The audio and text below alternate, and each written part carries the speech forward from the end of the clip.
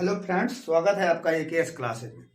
Friends, आज हम देखेंगे दूसरा वीडियो चैप्टर 4 का मैथ का। क्लास 10th की मैथ हम देखेंगे, जिसमें चैप्टर जो 4 है हमारा,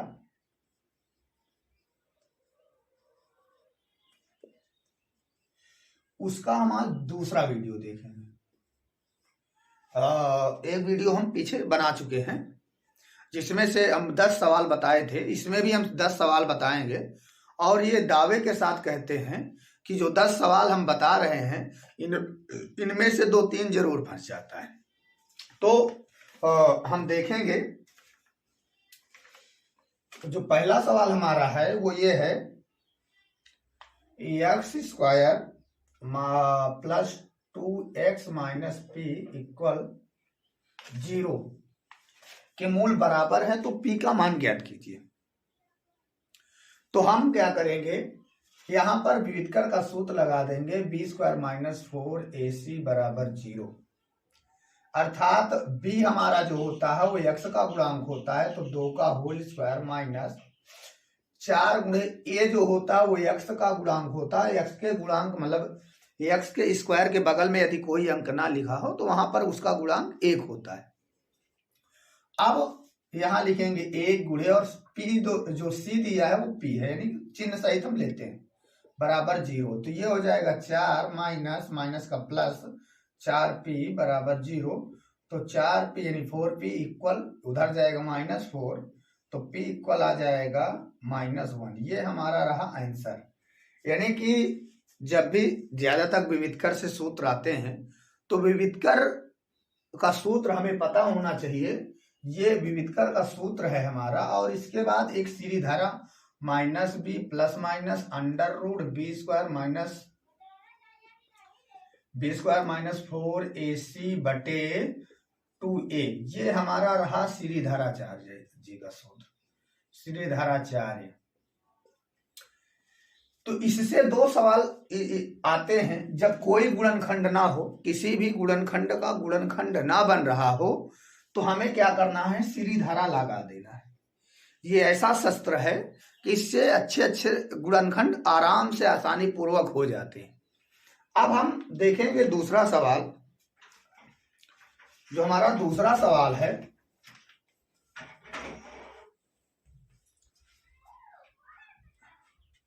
दूसरा सवाल हमारा कह रहा है, इसी टाइप का है, 3y² minus 12y plus m बराबर 0। बिल्कुल सेम यही है, वहां पर p था, यहां पर m है। तो यहां भी वही सूत्र लगाएंगे, b² माइनस 4ac बराबर 0। अर्थात ये हो जाएगा -12 का होल स्क्वायर माइनस 4 गुणे 3 गुणे m बराबर 0। तो ये हो जाएगा 144 माइनस 12m इक्वल 0। 44 उधर पक्षांतर होगा, जब उधर पक्षांतर हो जाएगा तो माइनस यानी 12m माइनस 12m बराबर -144। ये इससे कट जाएगा और m बराबर आ जाएगा 12। ये हमारा आंसर रहा है। बिल्कुल सेम वही है। और जरूर है, कोई भी आप अंसाल पेपर उठा के देख लीजिए, 1-2 नंबर का जरूर पूछा जाता है। आगे हम तीसरा सवाल देखेंगे।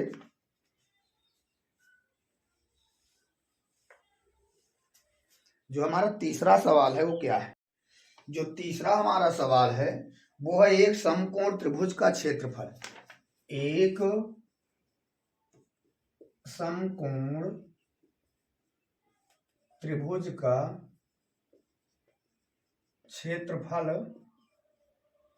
30 सेंटीमीटर स्क्वायर है। आगे यदि उसकी ऊंचाई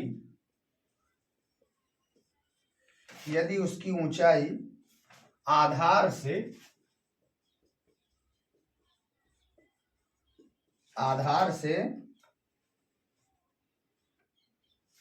की लंबाई से 7 सेंटीमीटर अधिक है, से 7 सेंटीमीटर अधिक है तो आधार की लंबाई ज्ञात कीजिए। आधार की लंबाई ज्ञात कीजिए।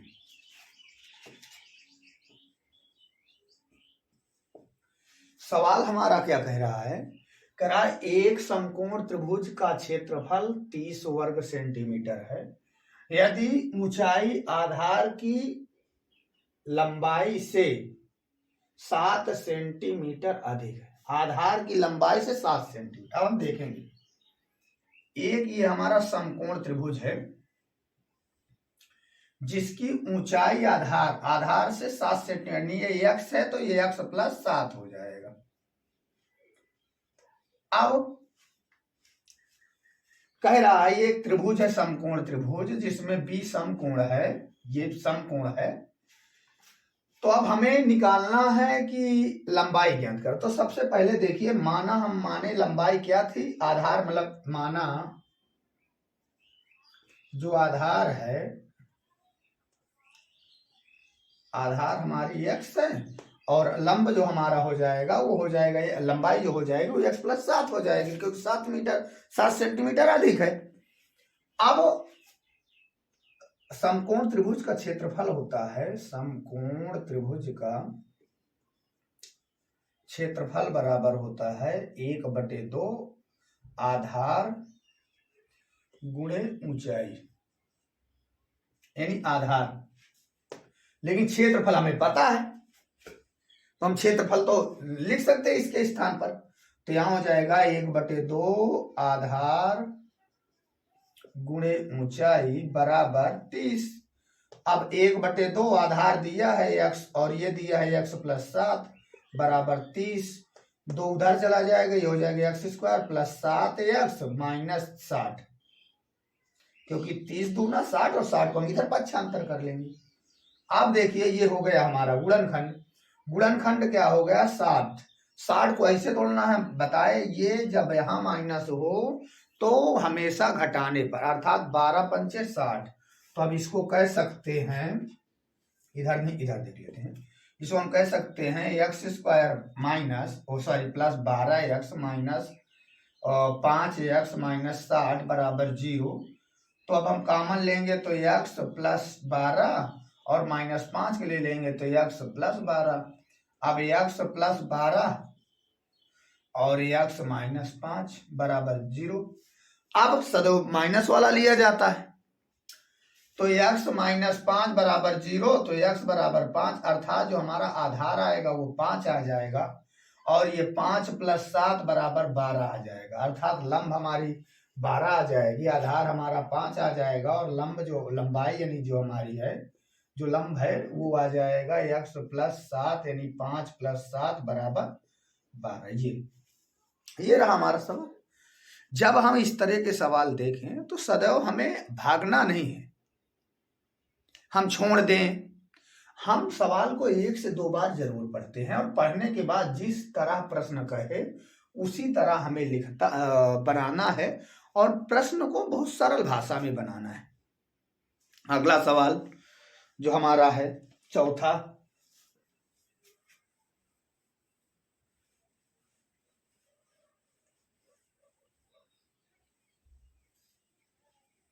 जो हमारा चौथा सवाल है वो है किसी संख्या का वर्ग उसके 4 गुने से 12 अधिक। चौथा सवाल है किसी संख्या का वर्ग उसके 4 गुने से उसके 4 गुने से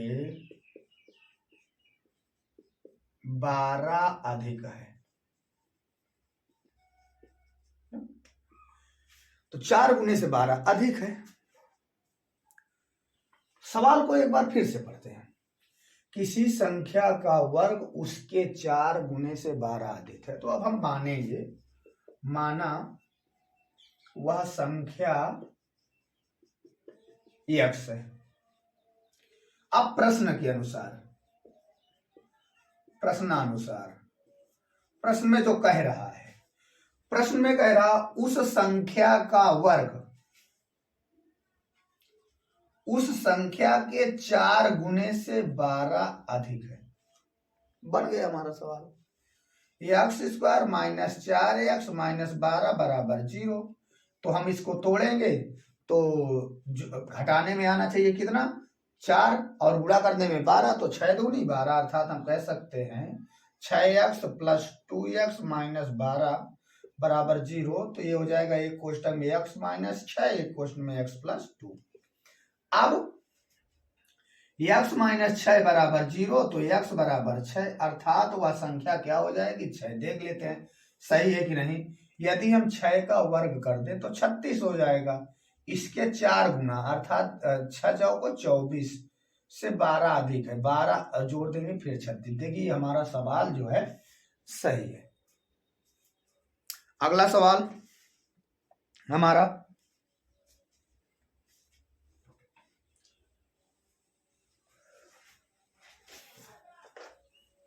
पांचवा जो हमारा सवाल है वो है under root x plus 2x बराबर 1 को हल करना है। अब देखिए हम इसको कैसे हल करते हैं।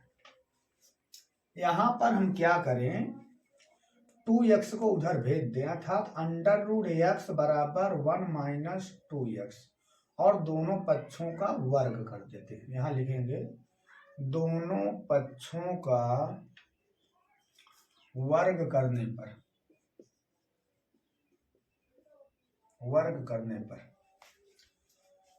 वर्ग करेंगे तो ये x बचेगा, ये बचेगा 1 प्लस 4x स्क्वायर और यहाँ हो जाएगा माइनस 4x। इसको जब हल करेंगे तो ये हो जाएगा 4x square minus 5x plus 1 बराबर 0। ऐसे हमें जोड़ना, ऐसे गुणनखंड करना है कि जोड़ने पे आ जाए 5 और गुणनखंड करने में आ जाए 4। तो यहाँ हम कर सकते हैं 4x स्क्वायर, यहाँ लिख सकते हैं माइनस 4 एकम 4, 4 में 1 जोड़ देंगे 5 और 4 में 1 का गुणा कर देंगे तो 4। अब हम कॉमन लेंगे तो 4x हम कॉमन ले लिए तो x माइनस 1 बचा और माइनस 1 कॉमन ले लिए x प्लस 1 बचा बराबर 0। तो x माइनस 1 और 4x माइनस 1 बराबर 0। x माइनस 1 बराबर 0 तो x बराबर 1 और 4x माइनस 1 बराबर 0 तो 4x बराबर 1, 1 पक्षांतर होगा उधर तो x बराबर 1/4। ये हमारा रहा आंसर। बहुत सिंपल है, बस थोड़ा सा हमें बेसिक पता होना चाहिए। यदि हमें बेसिक पता हो जाए ना बीजगणित की तो 10 के गणित में समथिंग मेरे हिसाब से 2, 3, 4 चैप्टर ऐसे हल हो जाएगा। लेकिन बेसिक हमें जरूरी है पता। जब तक हम बेसिक नहीं क्लियर करेंगे तब तक गणित हमें नहीं आएगी। अगला हम सवाल देखें। अगला हमारा सवाल है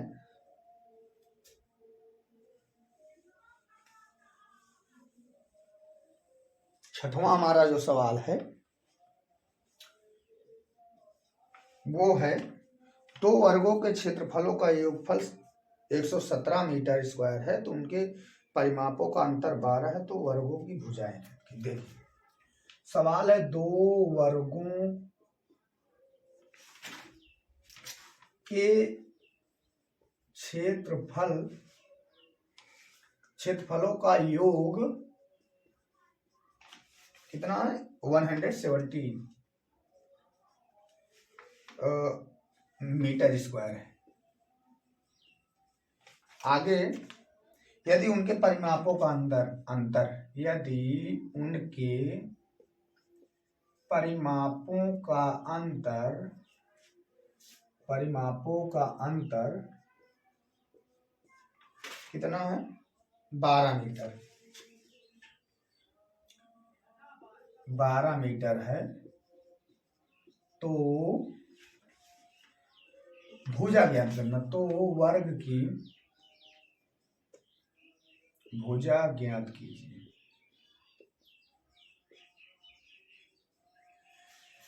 ये सवाल फिर से एक बार हम पढ़ते हैं। जब भी हमें कोई इस प्रकार के सवाल मिल जाए तो सवाल को हम एक बार पढ़ते हैं और फिर बनाते हैं, बनाना सीखेंगे। कह रहा 2 वर्गों के क्षेत्रफलों का योग 117 है। 2 वर्ग हैं और दोनों के योगफलों को जोड़ देते हैं तो कितना आ जाता है 117। यानी वर्ग का क्षेत्रफल क्या होता है, वर्ग का जो क्षेत्रफल होता है वो होता है भुजा स्क्वायर। अब भुजा 2 वर्ग हैं तो इसलिए हम इसको मान लेते हैं इसकी a1 है इसकी a2 है। तो यहां पर हम अब सवाल बन गया, इसका वर्ग और इसका वर्ग दोनों का वर्ग जोड़ देते हैं तो 117 के बराबर हो जाता है। तो यहां लिखेंगे a1 का वर्ग प्लस a2 का वर्ग बराबर 117। और इनका परिमाप का अंतर, परिमाप का अंतर होता है 4 गुणे भुजा अर्थात 4a minus 4a1 minus 4a2 बराबर 12। अब यहां से हम 4 कॉमन ले सकते हैं तो a1 माइनस a2 इक्वल 12। तो इसको काटेंगे तो a1 माइनस a2 इक्वल 3। ये हमारा मान लेते हैं ये समीकरण हमारा 1 है। इससे हम क्या करेंगे a1 की वैल्यू निकाल लेंगे, यानी a1 बराबर हो जाएगा 3 प्लस a2। अब जहां पर a1 है वहां पर हम ये पुट कर देंगे। तो यहां पर हम अब करेंगे, यहां लिखेंगे a1 का मान समीकरण 1 में रखने पर, अब समीकरण 1 हमारा है a1 square plus a2 square बराबर 117। तो ये हम रख सकते हैं 3 प्लस a2 का होल स्क्वायर प्लस a2 का वर्ग बराबर 117। अब हम इसको हल कर लेंगे। तो जब हल करेंगे इसको तो यहां करेंगे 9 प्लस a2 स्क्वायर प्लस ये हो जाएगा 6a2, हाँ, और ये प्लस a2 स्क्वायर बराबर 117। तो यहां पर हम देखेंगे, जब यहां देखेंगे तो ये हो जाएगा 2a2 स्क्वायर प्लस 6a2 और ये इधर आ जाएगा तो माइनस, जब 17 घटेगा तो ये आ जाएगा 109, 108 बराबर 0। 2 हम कॉमन ले सकते हैं तो ये हो जाएगा a1 square a2 square plus 3a2 minus 2 पंचे 10 2 4 को 8 बराबर 0। 2 उधर चला जाएगा 0 हो जाएगा तो बचेगा a2 square plus 3a2 minus 54 बराबर 0। अब गुणनखंड बन गया। 54 को ऐसे तोड़ना है कि घटाने में आ जाए 3 और गुणा करने में आ जाए 54। तो 9 छक 54। ये रहा a2 square plus 9a2 minus 6a2 minus 54 बराबर 0। जोड़ा बना कॉमन ले लिए, जब कॉमन ले लिए तो यहाँ आया a2 प्लस 9 एक कोष्टक में, एक कोष्टक में आ गए a2 माइनस 6। तो a2 माइनस 6 बराबर 0। तो a2 बराबर आ जाएगा 6, अर्थात पहले की भुजा आ जाएगी 6, दूसरे की इसकी भुजा आ जाएगी 6। अब हमें क्या निकालना है इसकी भुजा, तो इसकी भुजा आ जाएगी 3 प्लस 6 बराबर 9। तो ये आ जाएगी 9। हो गया, थोड़ा सा बड़ा था, हमें समझने बस की जरूरत है, कॉन्सेप्ट बस जरूरत है। कॉन्सेप्ट यदि हम समझ गए तो सवाल को यूं हल कर लेंगे, ज्यादा टाइम नहीं लगेगा। अगला सवाल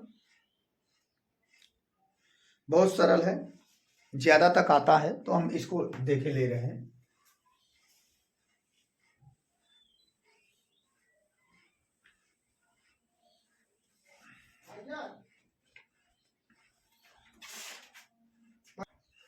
जो सवाल हमारा है वो है 7वां kx कोष्टक में x माइनस 2 प्लस 6 इक्वल 0। अंदर गुणा करेंगे तो ये हो जाएगा के x square minus 2kx plus 6 equal 0। अभी हम बताए पीछे सवाल में कि हमें यहाँ विविधकर का सूत्र लगा देना। विविधकर का क्यों लगता है? जब भी इस तरह का सवाल आ जाए, के पी एम इस तरह की वैल्यू पूछे तो सीधे सीधे विविधकर लगा दो। तो यहां पर हो जाएगा minus 2k whole square minus 4 into K into 6 equal 0। तो यह जाएगा 4k स्क्वायर और यह जाएगा 24k इक्वल 0। इसको उधर भेज देंगे तो ये हो जाएगा 4k स्क्वायर इक्वल 24k। के से के कट जाएगा और 4 6 या 24 के इक्वल 6। ये के की वैल्यू आ जाएगी 6। यदि आप मेरे वीडियो पर पहली बार विजिट कर रहे हैं तो कृपया मेरे चैनल को सब्सक्राइब करें और लाइक करें, शेयर करना ना भूलें, जिससे कि मेरा हौसला और बढ़े और मैं और अच्छी से अच्छी वीडियो और अच्छे से अच्छे कंटेंट आपको ला सकूं। मैं अब आज 6 फरवरी है, 10 दिन बोर्ड पेपर के लिए बचे हैं। जो यूपी बोर्ड का पेपर है वो जो यूपी बोर्ड 2023 का पेपर है वो शुरू हो रहा है 16 फरवरी से। 16 फरवरी शुरू हो रहा है, इसलिए अब मैं रोज प्रैक्टिस सेट करवाऊंगा मैथ का, साइंस का, सोशल साइंस का, हिंदी का, ऑल सब्जेक्ट के करवाए जाएंगे। वीडियो देखने के लिए धन्यवाद।